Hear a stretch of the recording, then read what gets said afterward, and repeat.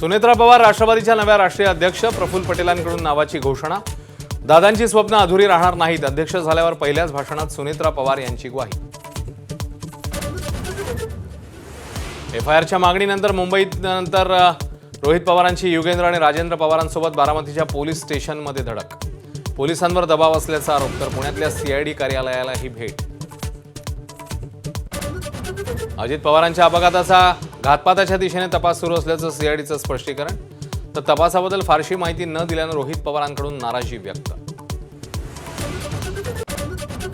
अजित पवारांच्या विमान अपघातानंतर व्हीएसआर कंपनीचं विमान न वापरण्याचा उपमुख्यमंत्री एकनाथ शिंदेंचा निर्णय, तर रोहित पवारांकडून शिंदेंच्या निर्णयाचं स्वागत। राज्यसभेतलं विरोधी पक्षनेतेपद कायम राखण्यासाठी राज्यसभेची एकमेव जागा मिळावी, लोक काँग्रेसचा आग्रह, तर शरद पवारांसाठी राष्ट्रवादी अडलेली। ठाकरेंची सेनाही मागे हटेना, मवियामधला तिढा कायम। टिपू सुलतानचं औदत्तीकरण करणाऱ्या विरोधकांवर मुख्यमंत्र्यांचा प्रहार। टिपूच्या मुद्द्यावरून सभागृहात गोंधळ, तर आश्वासनाप्रमाणे शेतकऱ्यांना कर्जमाफी होणारच, मुख्यमंत्र्यांची ग्वाही। लव्ह जिहाद विरोधी कायद्यासाठी राज्य सरकारच्या हालचाली, कायद्याचा मसुदा विधी न्याय विभागाकडे पाठवल्याची सूत्रांची माहिती।